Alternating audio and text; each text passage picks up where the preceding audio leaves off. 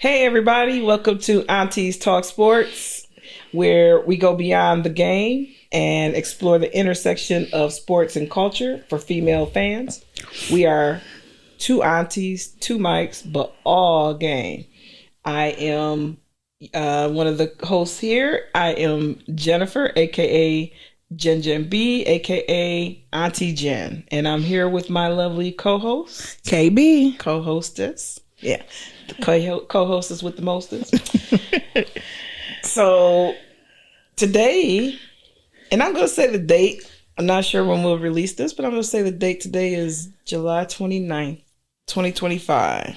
And my mother, her birthday is today, and she is 90 years old. That's right. 90 years young, just blessed. That's an awesome blessing. I know Elijah, like, my great grandmama is 90.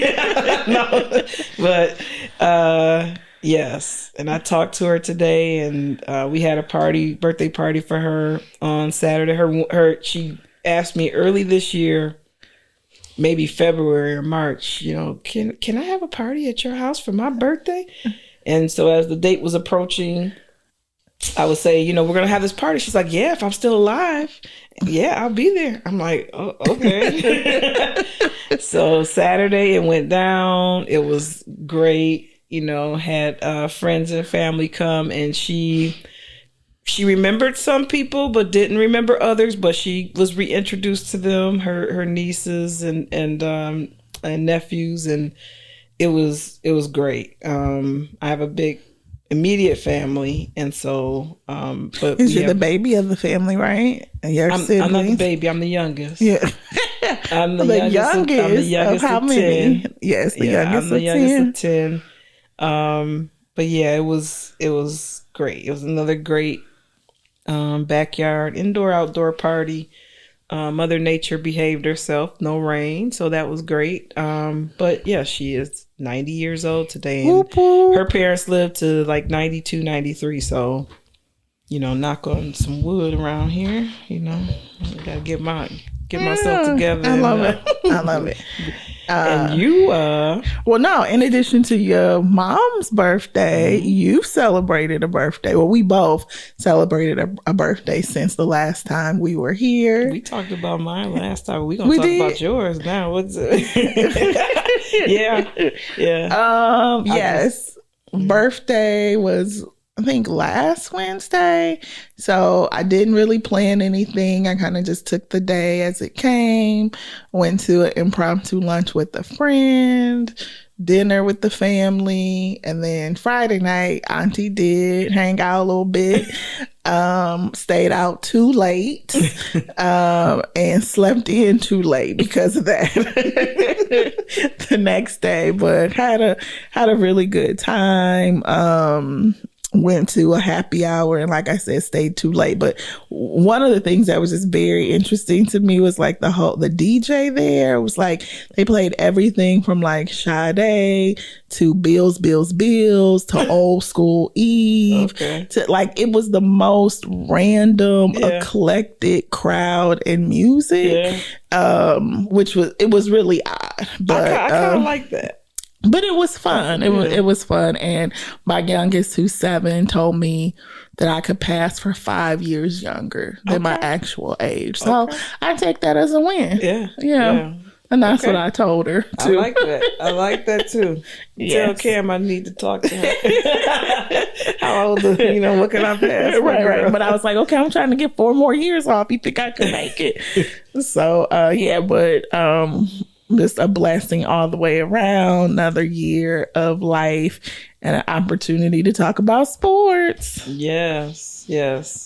There's still a lot of sports happening. A lot of sports stories. A lot of different things. Just yesterday, I put this on my calendar because Deion Sanders said he was going to have a press conference yesterday at 1. It was he said Central Time or Mountain Time, and so I was like, what time is that in Michigan? And I put it in my calendar, so I went and watched it live, and he announced that he had bladder cancer, and he had his bladder removed, and he's depending on Depends now. And, he was very humble. He had posted a video on his Instagram before that saying, he went through a lot and he had to create a will because, he didn't know if he was going to live. And I was like, I think he had cancer because I had seen his appearance change. And yeah. So I love Deion Sanders. I love his brashness. I love his humbleness. I love, he backed up what he talked, and, I love his, the way he loves his family. So I'm, glad that he's cancer free. And so, that was the story that I saw yesterday. And so that was a good one. I thought that was. Well, I'm going to say one thing first, then we're going to transition into the messiness. What you got? So I think my question was more so, like, I understand there was a lot of speculation around his health, but I did think that the press conference was a little odd. Like, I remember when Harbaugh a few years ago, like, had his health issues. I just don't remember kind of the big press conference, bringing in all the doctors. I mean, I still feel like as a professional, you have the right to kind of keep some of your health history a little bit private. And I know he's a, high profile coach, but I also felt like that's such a vulnerable kind of conversation to have, and just to put it kind of out there in the universe. I was a little shocked by how detailed they went into what happened, the diagnosis, and then the follow-up surgeries. I just don't know if I would have shared all of that.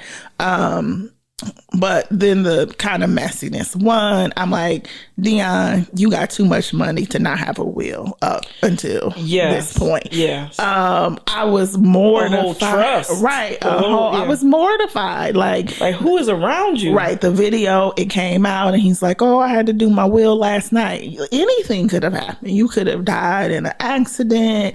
You could have, people drop dead every day. And so to not have a will created, or like you said, a trust or any sort of indication about how your assets would be, distributed to your children and your grandchild, I was just really shocked by that. Now, I will say that I don't know if he didn't have anything in place. It may not have been updated. I always got to give people. You see my face. I'm like, Jill. I know. You're such a Leo. He was on that side of it talking about I had to do my will last night. No, I'm gonna venture to guess that he had a will and he just had to update it. Maybe he needed to write Carucci in the will.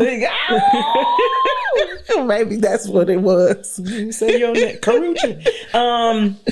But I see why he did the press conference. He wanted to show that vulnerability, right?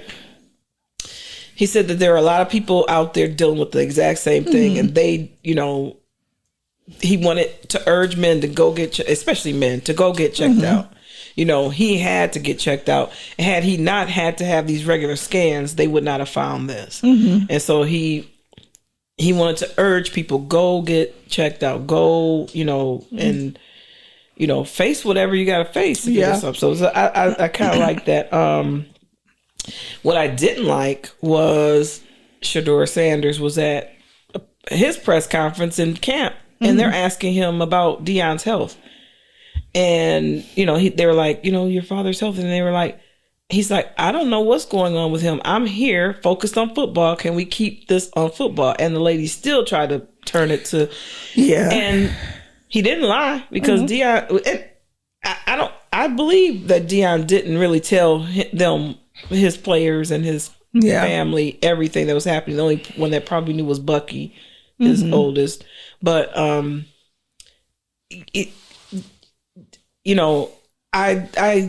his press conference was that kind of like the I'm taking my talents to South Beach type thing. But I like when people are vulnerable, and I felt everybody was in his business. anyway, like speculating. And he's just like, I'm just going to tell you. You know. I just wouldn't have told everything. I don't think people need to know you had a part of your bladder removed. They used part of your intestines to recreate your bladder. You know, that's just, to me, more detail. I like to hear that. Why? I want to know like what options there are, because sometimes, especially as Black people, they might not give you some options that, you know, someone that, you know, other people don't have, like that the other people get. So I like that, you know, what, because he had two options. And sometimes people aren't presented with two options. The second option. You know, I kind of like that. But. Okay, I can get it. I can understand it from that perspective.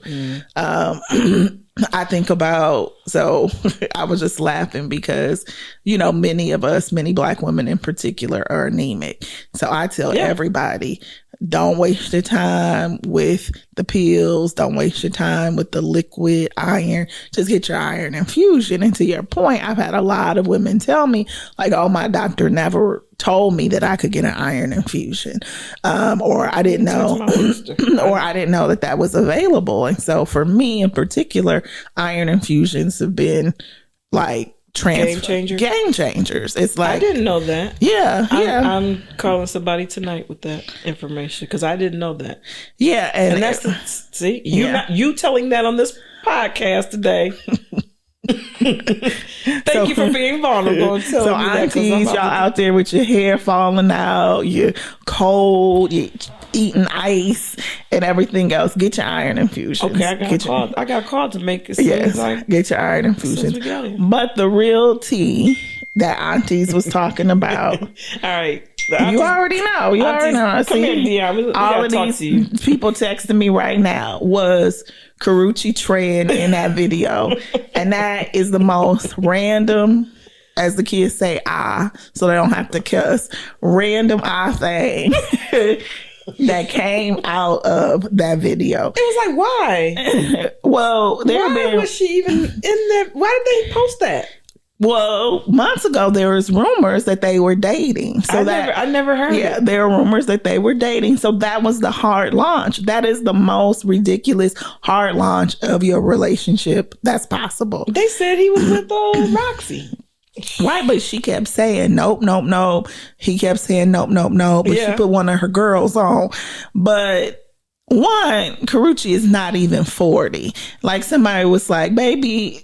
Right, Auntie Take, if you want to get you an old man, get you one with his bladder and all of his toes. They like you Tracy Edmonds, Karrueche Tran. Okay. Right. And people were like, you too young for this. Right. You too young for this. I have a really close friend. She just got married, but she is in, it's like approaching her 60s. She's like, all the men who are in my age group had serious health conditions. Like they were looking for a maid, somebody looking for a nurse. Right. So people were just like, and I agree. I think that was random. That's not how you hard launch your relationship. Yeah. That's it's giving, I need a check.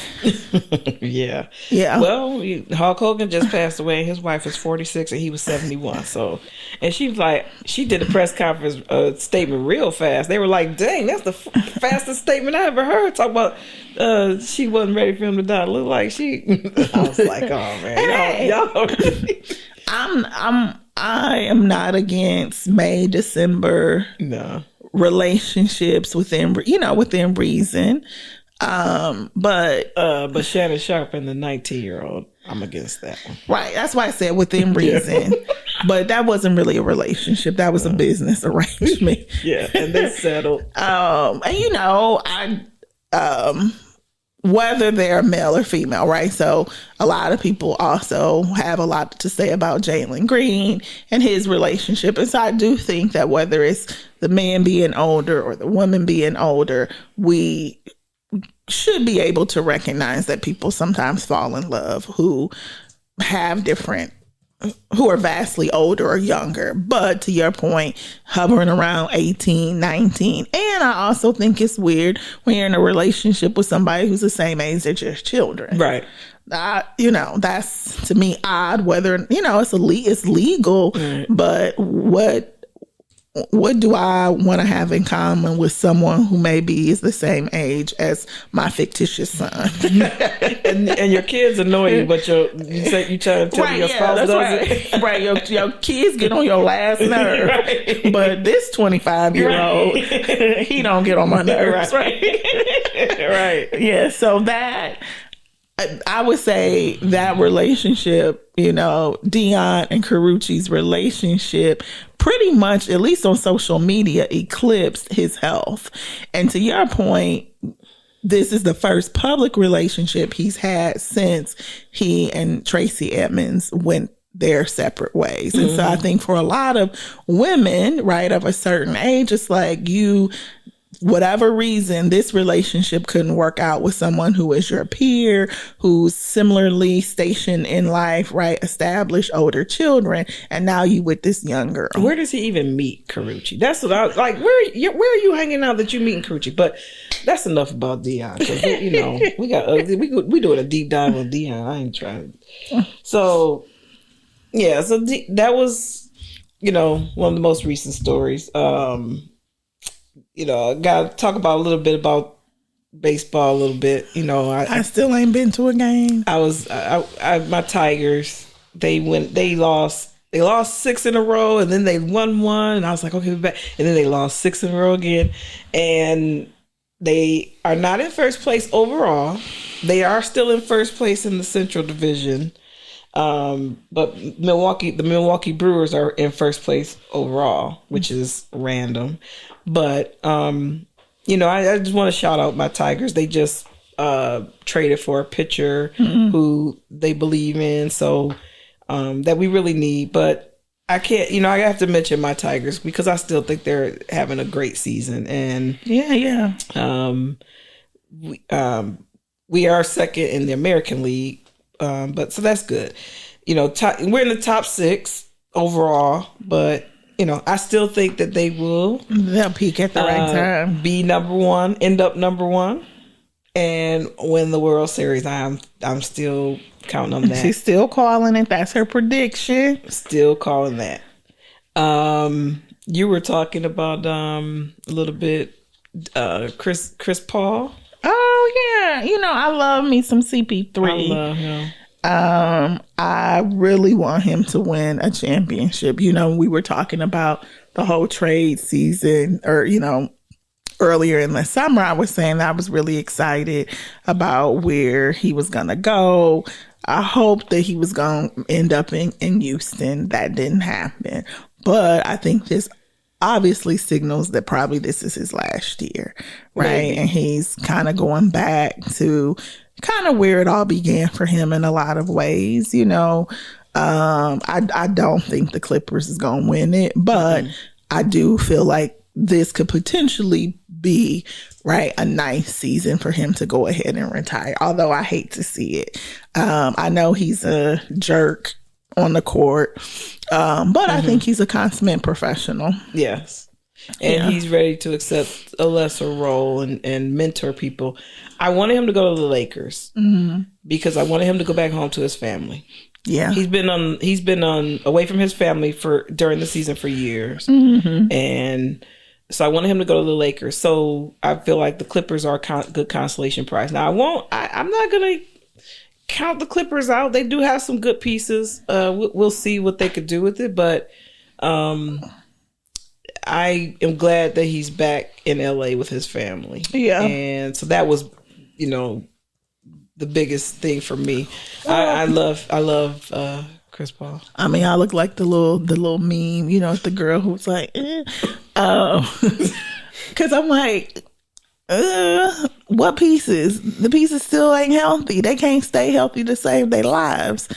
I mean, now they have Bradley Beal. That's a new piece, but Harden and Kawhi, they have pieces. I didn't say whether they were broken or. As Evelyn Lozado used to say, they are MF and non-factor. I'm sick of them. I'm sick of Kawhi. It's it is it's a soap opera every single season. Yeah. Right. He won his ring, and he was like, "I don't need any more." Right, I'm good. He was like, "That's right."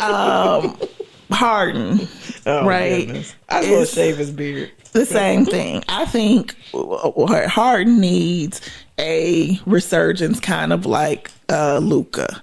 Right? I don't see it coming. I mean, it probably isn't, but I think ever since he kind of got the rap, like he just wants to kind of hang out, he wants to party, he want to fly back to Houston for the weekends, go to the strip club. I think in order for people to take him more seriously, he needs to show like, oh, I'm getting back in shape, I'm kind of changing my, my lifestyle, but no.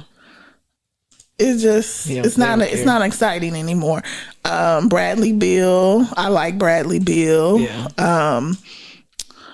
Cause I like his wife. I think is from Cali, like LA. But again, I just don't think that gets him over the hump. No, I mean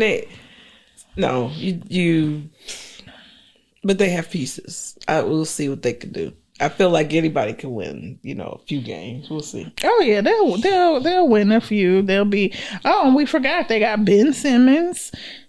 Woo, Lord, yeah. I wasn't. Look, that's a non-mother. That's that was not even worth mentioning. They got Zubac. They got Bogdanovich. I mean, they do. Like you said, they got some pieces. Yeah, role players. Patty Mills. Yeah, role players.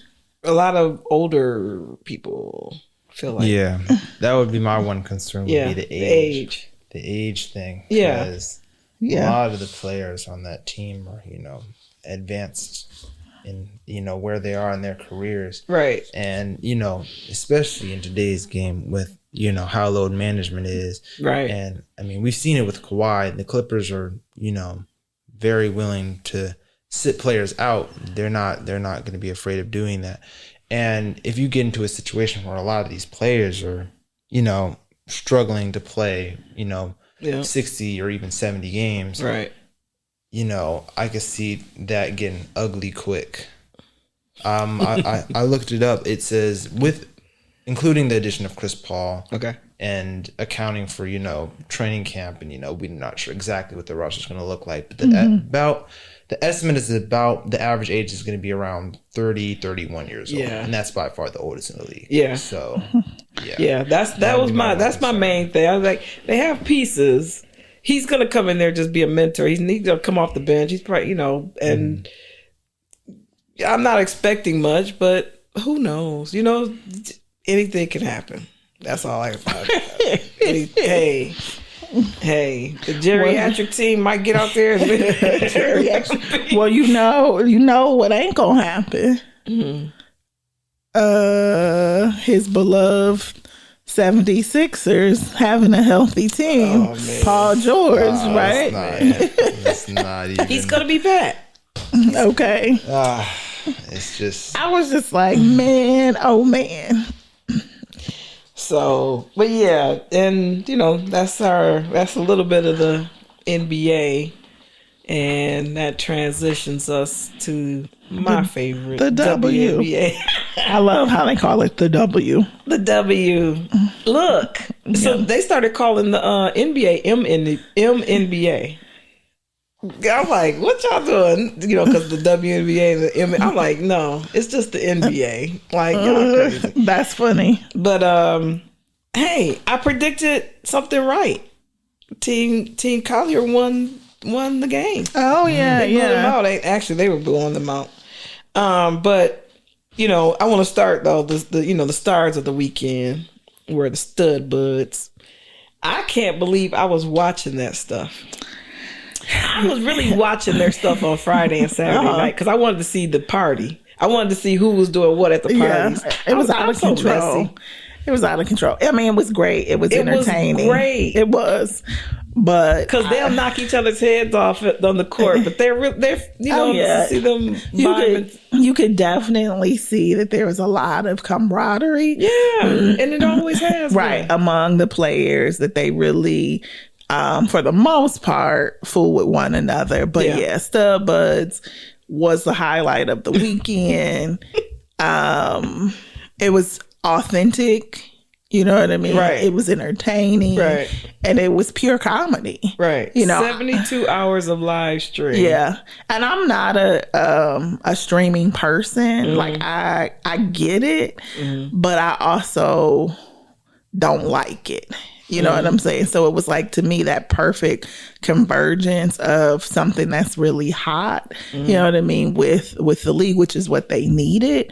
I never knew about those two players prior to the weekend. Oh, okay. No, I mean, I think I've seen them, but it was like the pink hair, you know, like it was a moment. It was a cultural moment, a pop culture moment. I'm trying to think. My highlights were the commissioner dancing to, was it Nuck If You Buck? That was gold. T and her budding crush on Angel Reese. When she went from Skylar Diggins to Angel Reese. No, I love Angel bad. Right. And it was like, Angel, I think you giving this a little too much attention, because at one point I think somebody had to pull her away. Like, just leave Angel alone. Like, you've been following her all night.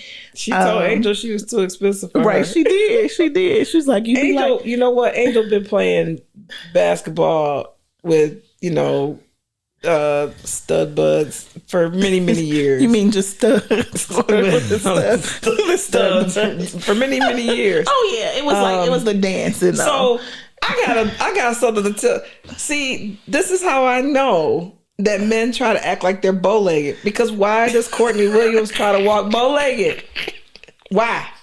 So for our listeners, did you see it? So for our listeners out there, this is a pet peeve of Auntie Jen Jen. She hates when people who are not bow-legged try to walk as if they are bow-legged. I hate it. And the number one perpetrator of this fraud is LeBron James. Yes.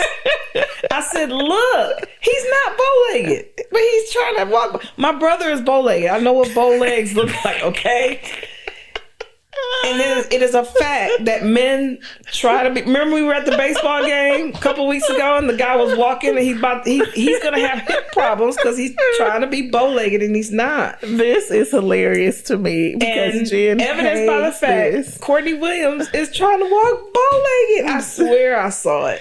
But Jen hates this. I'm trying to think. I think the highlight too was some of the fashion. Right. Yes. But others, like they dress. I'm gonna tell you what. Last year, the All-Star WNBA All-Star game was in Phoenix, and that was my favorite one to date. It was like they implemented. You know, they had a new like vibe going on. Indiana is my favorite one to date. Like it's getting better. Yeah. I love the orange carpet. I'm trying to think. I definitely liked Angel's outfit. Angel was sharp every day. Yeah, she looked. I thought Skylar Diggins brought it. I thought Sid Colson. Yeah, she brought it. Yeah. I actually liked Sabrina too. I liked how her partnership with Nike, you know, evolved. They had and actually, look, I want a pair of those like Nike tight stockings. Did you see those? I don't know. Yeah, so she wore like a skirt and a jacket. I probably didn't know. And her tights were Nike logos. I loved it. I also thought that, of course, you know, everybody looked really nice, but you could tell that some people were really, you know, really trying to make the carpet their moment. I really loved Paige, and she was saying, somebody asked her about her style, and I think this is like one of the first times that she's kind of verbalized more so the androgynous style, and she was saying that she's a auntie, right? So saying that she really tries to embody that feminine as well as the masculine energy in her looks, and then also the hard launch of her relationship. Yeah, they did the 5 questions about your D1 girlfriend. That's right. So many people speculated for a while. I mean, that was the worst kept secret ever. I mean, everybody knew. I mean, they were. When do you think you knew? Over the past year, after they won. And they do everything. And then she had the phone case, that I'm Paige's girlfriend or something like that. Oh no, I didn't see that. Oh. I did see when she showed up. Azizi Fudd showed up at the draft. And I think people were like, well, why is she sitting down there, with Paige? Yeah, they do everything. So social media, they're together a lot. So I mean, yeah. There's always been the talk. I don't think they tried to hide it at all. Well, they were quiet about it. Yeah, it's nobody's business. But they hard launched it though. So that was like, fine. That was a highlight. But no, it was a. We want to be hugged up at All-Star games, so we about to launch this. It was a good weekend, and then also, right, the conversation about the collective bargaining agreement definitely took center stage. Yes, right. So I'll say, before we get into that, the New York Liberty dominated All-Star Friday night. So Natasha Cloud won the skills challenge, and Sabrina Ionescu won the 3-point shooting contest. She was lights out. So, I mean, nobody was about to beat her. The skills challenge, they got to improve that, because you can miss throwing the ball through the hoop or the ring and all that and still win. And I just feel like that's not a skill. Like, that's just a timing. You just beat the timer. But Team Collier, like I said, they dominated wire to wire. They won 151 to 131. Yeah. And they implemented the AT&T 4-point. Now, do you like the 4-point?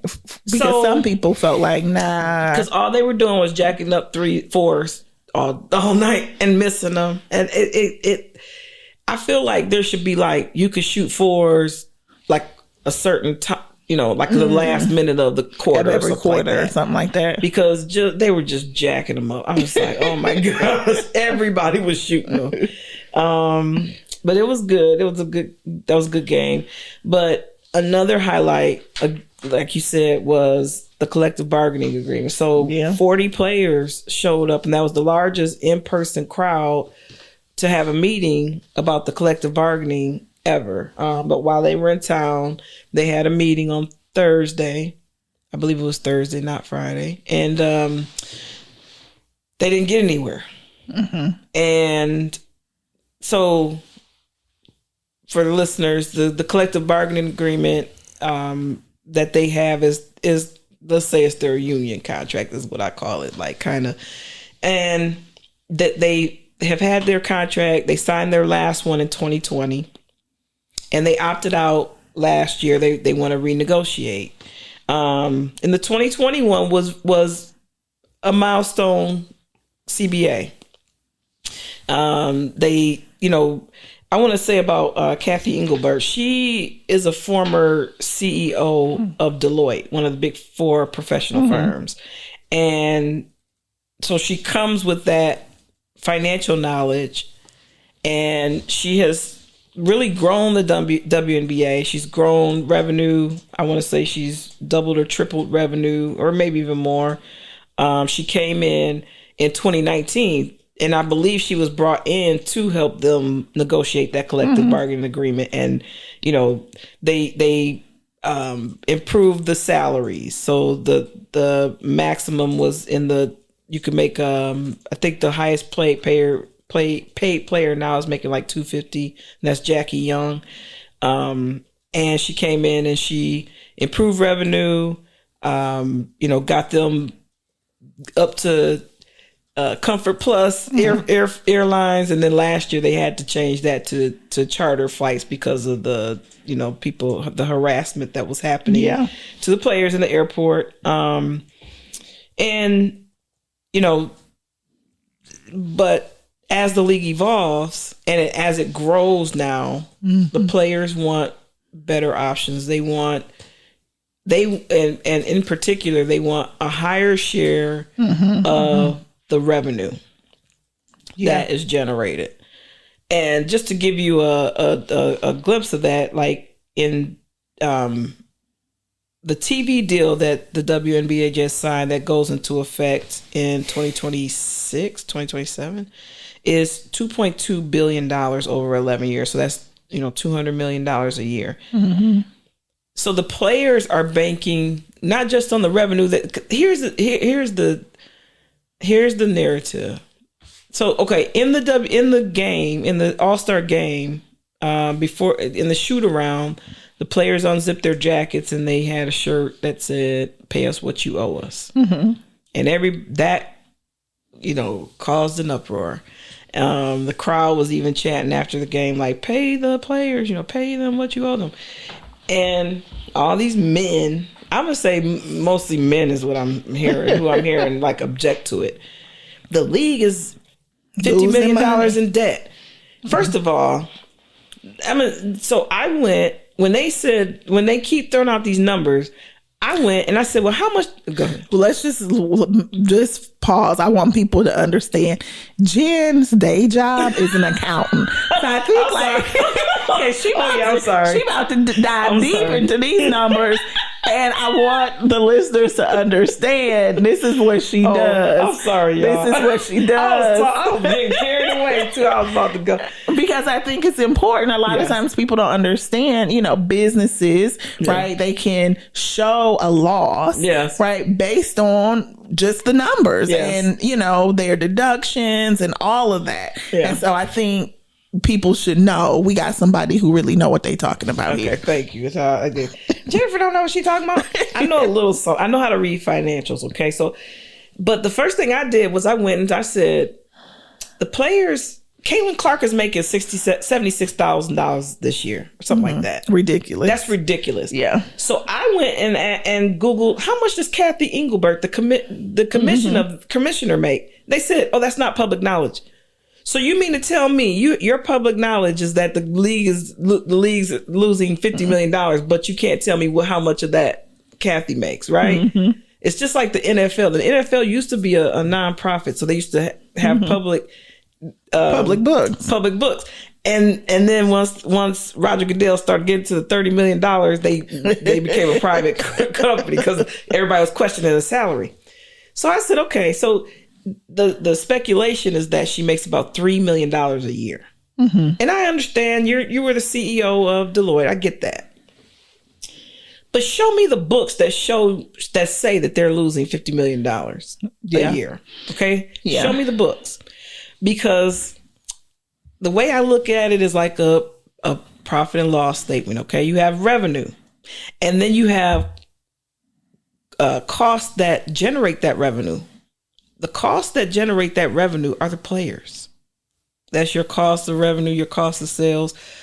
So anything after that is like overhead, marketing and payroll, which Kathy should be in that overhead number. But the players are only getting 9% of all the revenue that's generated. And they want a higher percentage, where the league wants to cap the percentage that they get. The players want to gradually make it more. Yeah. I see both sides of it. But you have to if you want the percentage to be fixed, it's got to be higher than 9%. Yeah. Well, I also think that this conversation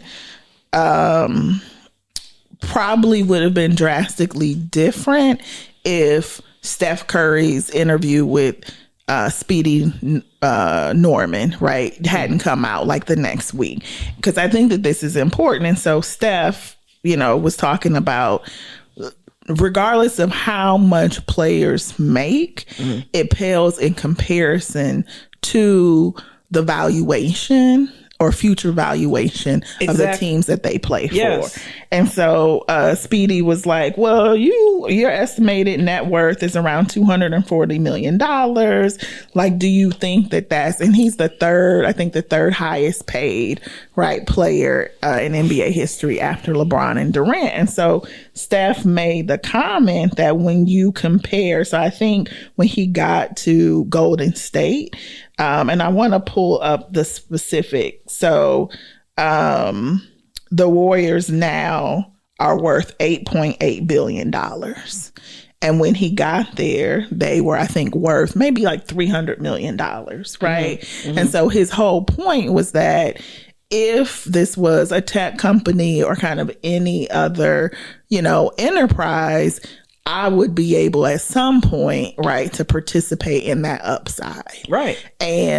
But he was like, players can't. So I think that players are still underpaid in comparison to the money that we bring in. Yes. And I think the WNBA is, to your point, at this critical juncture, they know, right, that there's about to be an upside because they're helping to create it. Right. And so they should be able to participate in that upside. Right. And I think that, that's fair. And any other business person will want the same thing. You know what I'm saying? So I'm sure Kathy has some sort of incentives, right, in her contract. So why not incentivize the players as well? Yes. They are banking on future, like I said, future valuation. So if they just say, okay, we'll take 9% of that's still okay. They're not, so they talk about, they're losing 50 million. Sometimes businesses show a loss on purpose. That's right. That's what I'm saying. Not just, show a loss. They show a loss on purpose. And if I'm showing a loss, in my smaller business, for many, many years, they're going to just say it's a hobby and they're going to be like, girl, get out of here. But the WNBA could do it because it's designed like that. Come on. And why is it at a loss? Show me the books. I want to see the books I want to see the financials that says that they have this $50 million. I don't believe it. So until you show me that, because who's going to continue to, okay, Philadelphia, Detroit, and who's the other one that got a team? Cleveland. Yeah. They are not going to pay $250 million to enter into a league that's about to tank. Yeah. Yeah. Okay. They paid $250,000. The past teams, what did they pay? Like a fraction of that. Oh yeah. I mean, but this is the thing, and we know this because we did our research also for our deck, right? Is that female fans, it's not just about the team in itself. It's also about the sponsorship opportunities, the audience, because female consumers control the majority of spending across any vertical, right? So it's a wonderful opportunity, and most women are early adopters of products, of new technologies, of all of that. So to your point, people see the opportunity. So I also think we know, by and large, women are vastly underpaid compared to their counterparts. So get all the money you can get, right? Because there's inherent disparities baked into that, right? And you have Unrivaled, who is proving the WNBA wrong. Yeah, right. Yeah. They're not on their level yet. And the WNBA is threatened by them too. Was it Gabby Williams that was saying that? Gabby Williams was saying that the WNBA does not want them to have other leagues like Unrivaled because it's just like that. We'll show you that the players can have equity in the team. That's right. and you can make money, and child care, and can be taken care of as female athletes. Right. Yeah. Now, I caught a little bit of that today, too, where she was saying that if the W really tries to push this, that people are prepared to sit out. Yes. And then you perhaps, have nothing. Right. And then perhaps Unrivaled will extend their season. Right. You know what I'm saying? So it's on and popping. And I love the fact that Unrivaled has built in the equity stake from the beginning. Yes. And that is going to make the product better. It's going to make people, work harder because they know that they can participate in the upside. Yes. And the NBA went for, I want to say 40 years without making a profit, but they still paid the players. They were back in the 70s, they were making $300,000. They were still paying the players more than the women now, and they weren't profitable either. And the WNBA is on pace to be more profitable faster than the NBA is. Yeah. So that tired old narrative, y'all don't understand financials and you don't understand they're not paying them they shouldn't be paying them out of the profit. They're asking for the revenue, not out of the profit. Right, that's what I'm saying, off the top.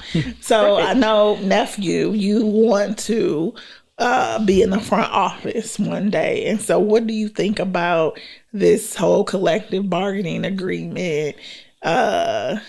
And how, I guess, if you were in the front office of one of these teams, how would you play it? Well, I can understand from a business standpoint how you're trying to conserve money. Yeah. When I'm not a financial expert, that's Jen's wheelhouse, but I do think, just from an outsider's perspective, seeing the percentage of revenue that WNBA players make, and especially as opposed to the people the in the 50% NBA. Or yeah. And I think that's what a lot of people kind of get twisted, is that they're not asking to be paid the same amount as the NBA players. They're asking to be paid the same percentage of the revenue. Right. And that is lower than the NBA's, but if it's the same percentage, then that would be a more equitable, way to do it. Right. And that's what they're pushing for. Not saying that like they're asking for money that isn't there. Right. They're asking for the same percentage as players in other leagues, not just the NBA, but the NBA as an example, get paid. So, or the potential to get there, because they're not asking for it off the rip, but they're asking for like a gradual, way to get there. But yeah. So I don't think that's unreasonable at all. Yeah. Yeah. No, I mean, I'm excited to see how the negotiations go. I also think some of the backlash is because also people misconstrued Kelsey Plum's comment when she was talking about Team Clark, and people felt like she was coming for Caitlyn again. Oh my goodness. All of the trolls couldn't help but jump, but she was basically just saying that people was hungover. Yes. You know what I mean? They were up late partying, so they was slow coming to the meeting. It was like a whole inside joke. But yeah, I actually think that this moment is bigger than just the WNBA. Oh, yeah. I think that this is an opportunity for women also, right, who are in business to understand the leverage that they do have and the power of negotiation. And I also think that the WNBA players are more aligned. Like I think back to some of the past conversations on the MNBA side, right? And how you had like the, stars versus the journeymen. You know what I'm saying? They weren't as tight kind of in their negotiation and in their positioning. But no, it's back when Derek Fisher sold them out. Oh yeah. That one. Right. Yes. Yeah. And they was hot. They was mad. But yeah, it's so much. I'm glad we got to talk about this too, because your experience as an accountant definitely comes into play. But yeah. And here's the thing too. I own a business, and I'm learning that, I know accounting, but I didn't know business, and I'm learning business, in these past 3 years, like never before. It's very nuanced, and then unless you're in it and know about it, you could talk on the sidelines and say, they're not generating the stuff that the men are. It's not about that. It's like this is their job.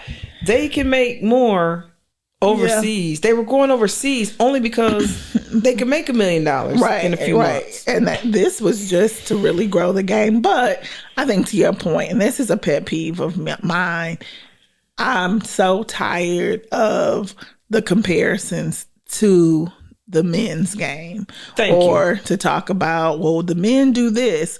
We talked a little bit earlier today about Shannon Sharp, his conversation with Flage about, and it started with Aja, right? About, can the best WNBA players be just, a scrub in the NBA? And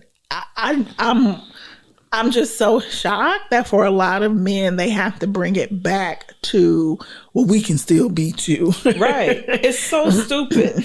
If you talk to 10 WNBA players, they're going to tell you they grew up playing against men on the court, on the playground courts. Yeah. That's why they play the way that they play. Yeah. Like they did play against men, like, and they beat them. Like, it's not impossible for a woman to beat a man at any sport or whatever. But I'm tired. Like you said, I'm tired of that narrative. Like, just stop it. The Aces can't beat a high school team. The Aces aren't playing a high school team ever. Yeah. And actually, they do have men in their practices. The WNBA players and in college too, and colleges, and they have men that they practice against every day. Like, stop it. Yeah. It reminds me of when Diana Taurasi and Draymond Green got into the argument. Got into an argument during the Olympics. You know what I'm saying? And they was shocked because Diana was giving it to him. You know what I'm saying? Like, and I think that people underestimate the competitive nature of women's sports. To your point, it's like, I think back to those days, you know, in the boys club where our coach they would be like, come on, I need a team of 5 guys and you gonna run against my girls. You know what I mean? And eventually it was like the guys would be like, oh, I don't want to, you know what I'm saying? I don't want to play against them, or I'm not going to try my hardest, or I don't want to guard no girl. She think that I'm going to, be trying to feel on her or whatever. It would be like all of these, you know what I'm saying? Like, all of these objections, and then we would be like, let's go, you know what I'm saying? And then it was like, oh, once they saw that we was playing and we didn't care that they were dudes, then it was like their pride was engaged. Like, oh no, I ain't gonna let no girl go around me, or I ain't gonna let no girl, you know what I'm saying? And then without a doubt, it was going to be a hard foul. You know what I'm saying? Because somebody is getting, took to the hoop by a girl, and they was in their feelings like, oh no, I got to shut this down. So, I'm going to hack her, or I'm going to inadvertently push her down. You know what I'm saying? Yeah. And so that's what it reminds me of, just like an attempt to say, oh, we still got one on you. And what is interesting to me is that none of the conversation, and we already know Shannon Sharp is probably a misogynist, but none of the conversation is about, the, I would say the strategy behind the game. Right. It's about physical prowess. Right. Oh, they don't think the woman can run around the man. And even with Flage, I was like, girl, why are you the one talking? Because everything she's just one of the shorter ones. But everything she kept coming back to was, they can dunk. They can dunk. Have you seen them? They can dunk. Right. And it's like, okay, beyond running and jumping, right? You're saying that men just couldn't beat the women, unless they could dunk on them, so and that's so I get all the money. One of my favorite I don't know her name, but there's a lady on Instagram, well, she's probably on all social media, and she goes to gyms. She goes to the gym. She puts her phone on the floor. And schooling the guy. And talking junk at the same time. And they get so mad. We need She's to have one of my favorite. Yes. Have you seen those clips? I have. I'm gonna find it. We gotta find it. But yes, and it's like she will knit all of the clips together, and it's like hilarious. She'll just put her little phone on a tripod in the corner. They playing at like a gym, or I don't know, a high school gym, or like a workout facility, and she'll be in there beating them to death. You know what I'm saying? Still 5-on-5. But the worst one I saw was like the dude, did he go and get his girlfriend?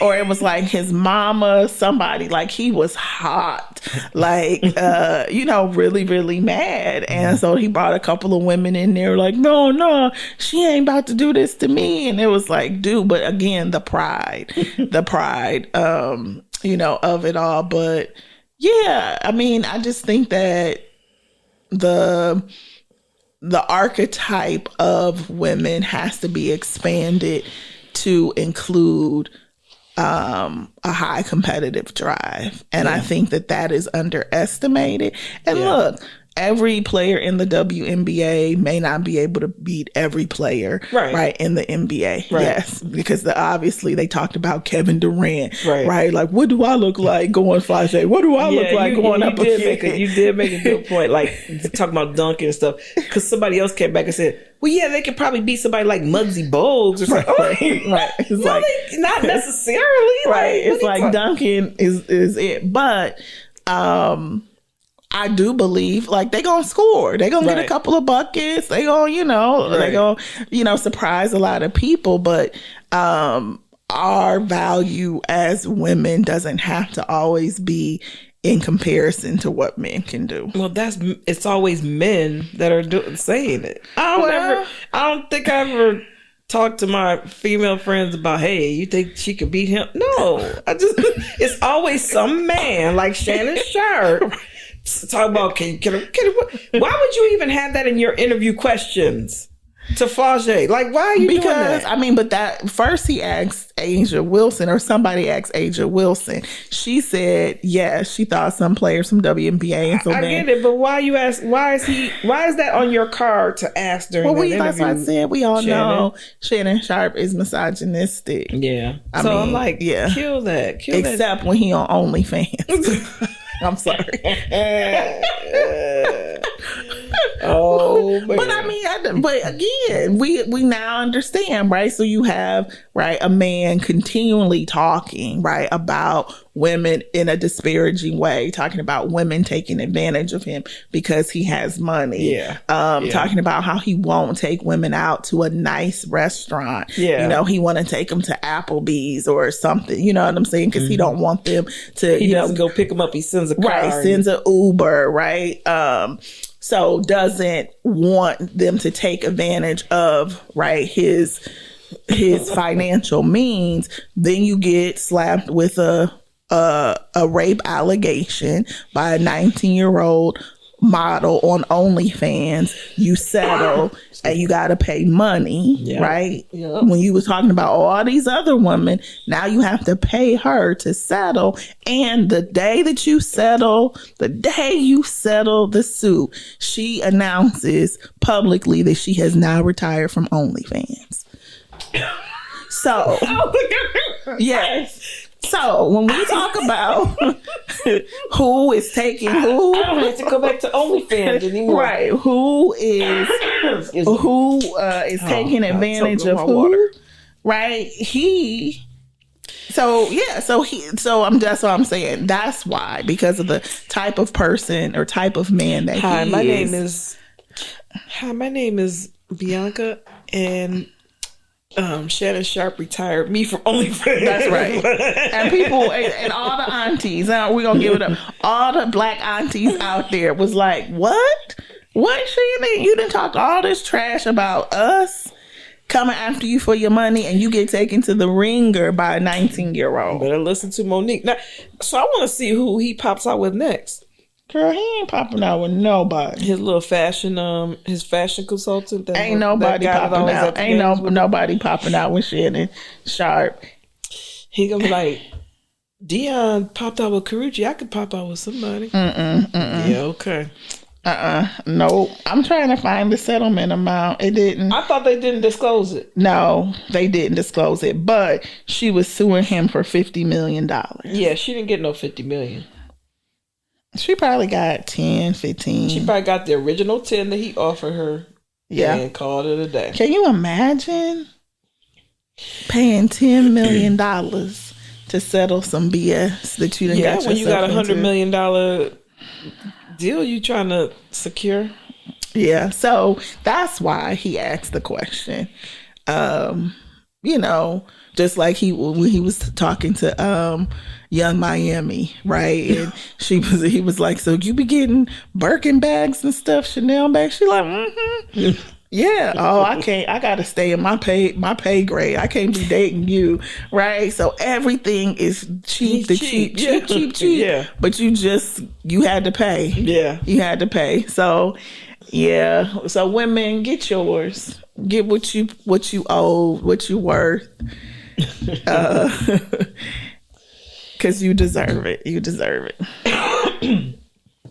Before we leave on the WNBA, Cameron Brink, who was the number 2 drafted player in the WNBA last year. So Caitlin Clark was number 1. Cameron Brink was number 2. And she tore her ACL last year. So tonight, she's making her season debut from her torn ACL. So everybody's anticipating that because she was just playing like a rookie last year. So they want to see what she can really do. So I'm happy to see her come back. And they love to compare Angel to everybody. So they, there was some poll that came out. But anyway, I want to see that happen. Angel's been out with a back injury, even though she's doing all these TikTok. I don't know, but like they like, isn't your back hurting? But and the sky have been getting blown out, so they really need her back. Yeah. Caitlin's still out, so it's an interesting season. Dallas Wings, Paige Beckers, and Arike Agumbawale are starting to gel. They beat the Liberty last night. Liberty lost 2 games that they should have won. So the WNBA is heating up. Yeah. So that's good. My, take on that. And so football, the Lions are in training camp. So they're saying that the receivers are being allowed to run the routes that they want to run. Like they're opening up their offense even more. So I'm excited to see that.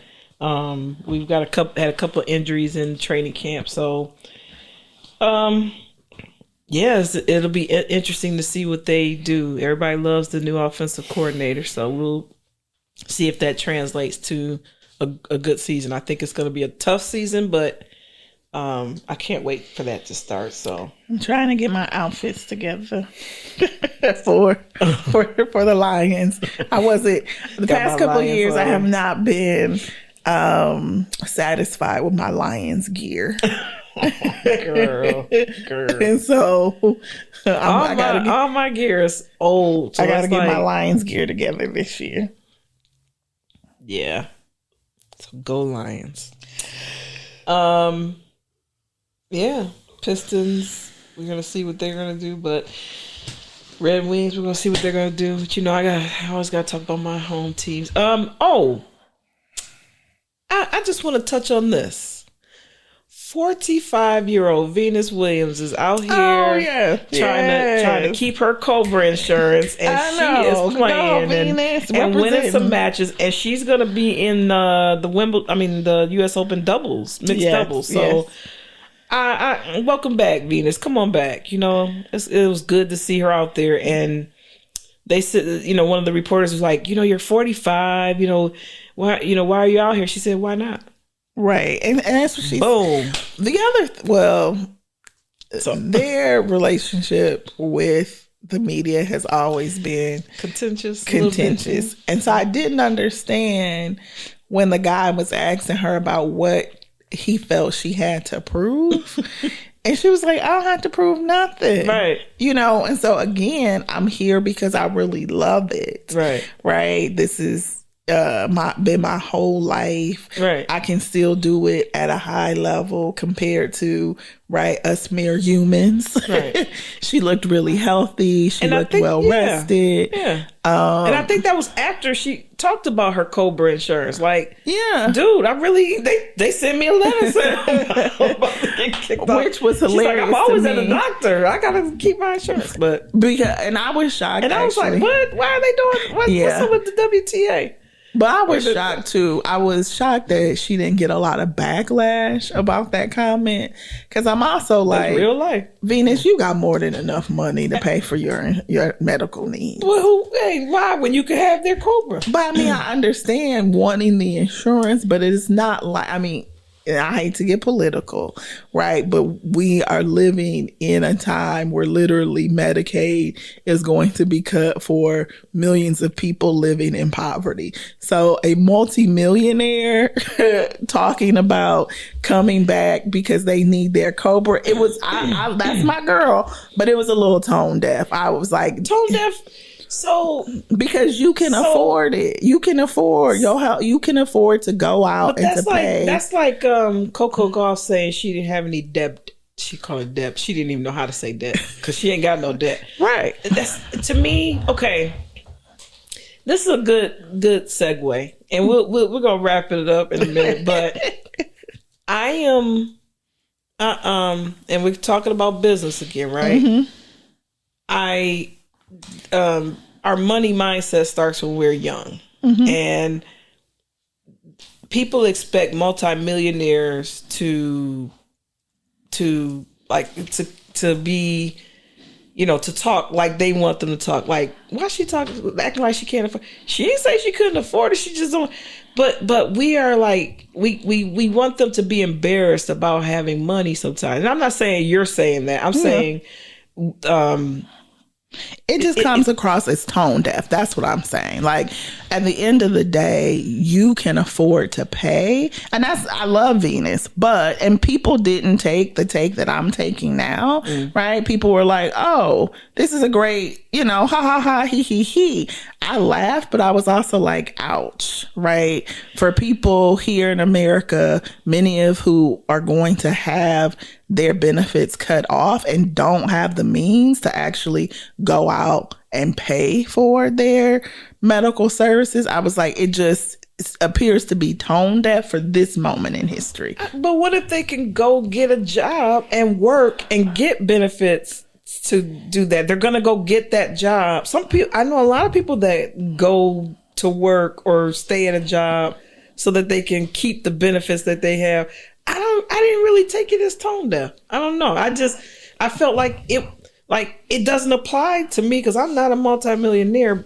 So but I wouldn't expect her to say, just because I'm a multimillionaire, I'm just going to go buy my own insurance. Hey, they might have a great plan.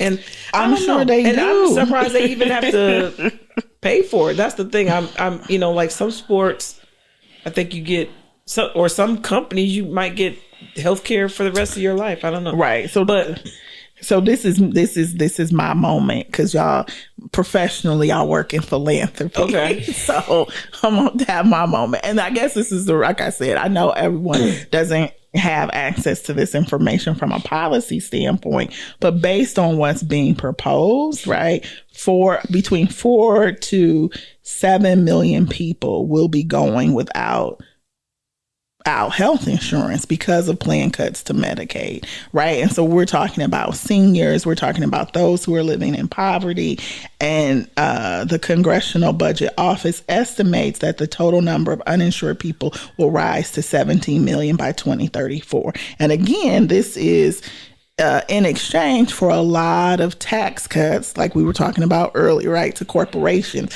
So this moment, at least in my field, people are trying to strategize about what are we going to do in our communities as the number of uninsured people rise. So that's what I'm living every day, like, foundations and nonprofits trying to think through not just uninsured, but cuts to SNAP benefits, So I think that's why it kind of, for me, was a little tone deaf, because the majority of working class Americans and those who are in poverty, it's about to get a lot harder for them.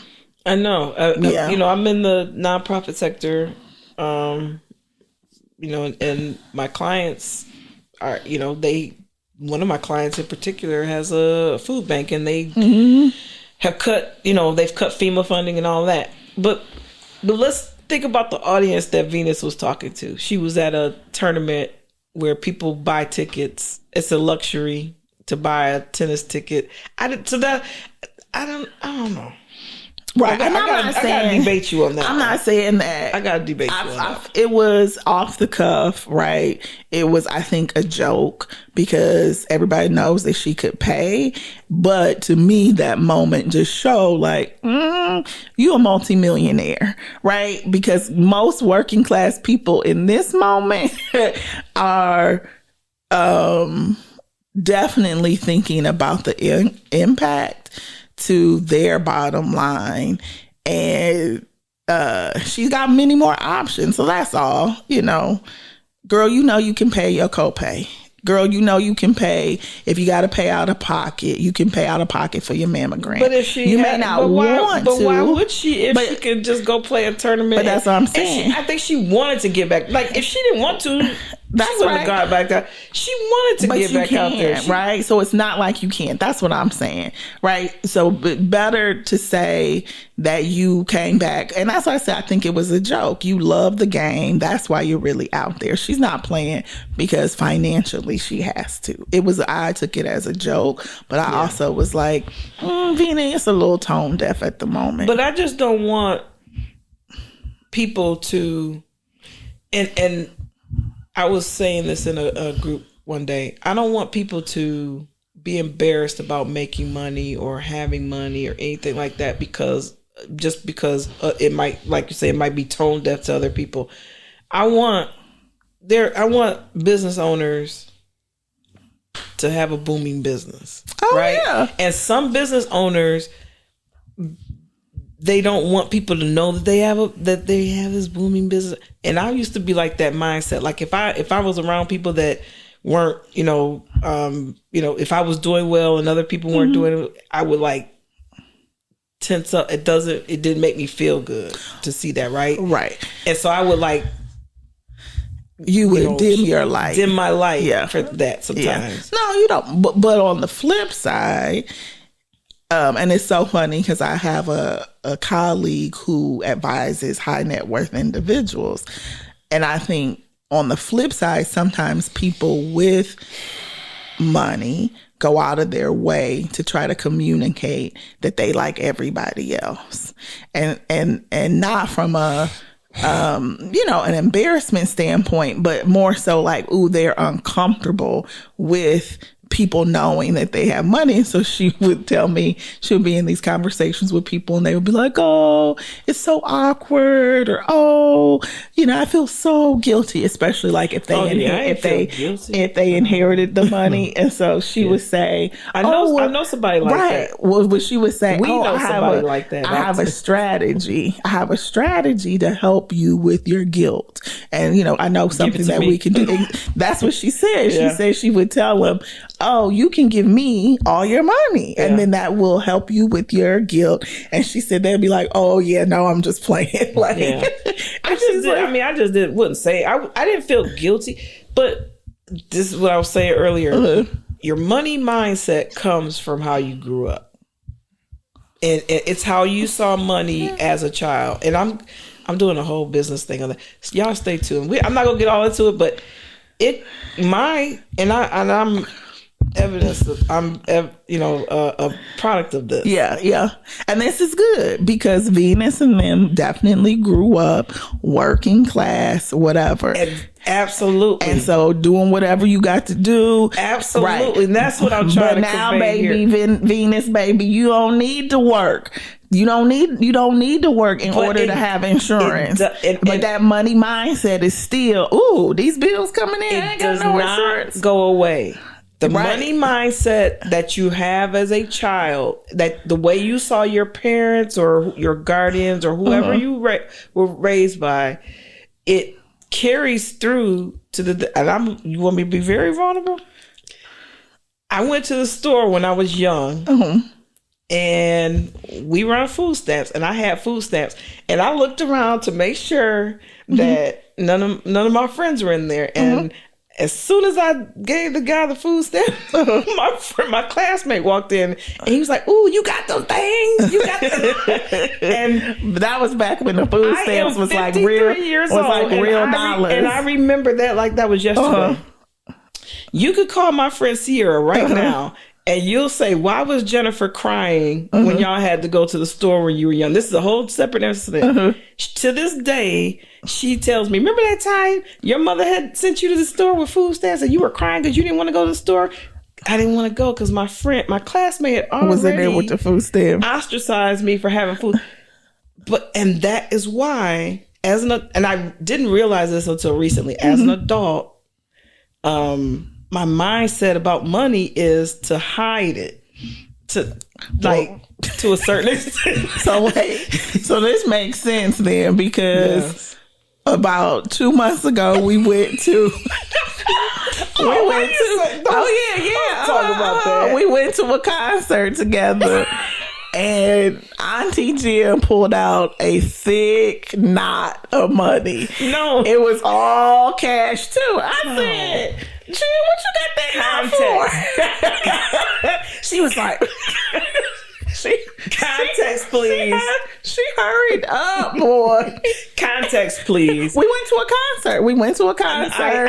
I had my money in my sister brings me money to pay me back for stuff, right? So that's how I have cash. And I'm like, and I had it in my purse, and it was a knot, y'all. I couldn't take the purse to the concert, so I had to take the money and put it somewhere. So I was rushing. I put it in my pocket. I had to pay for parking. I pulled out the money to pay for imagine parking.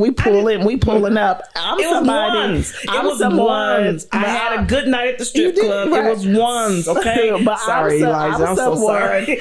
I'm someone who never has cash. So we pull up to pay for parking. Me and the two people in the passenger side. Oh, good. We trying to, pull out our cars like, okay, we about to, contribute. You got cash app? We about to contribute to the parking.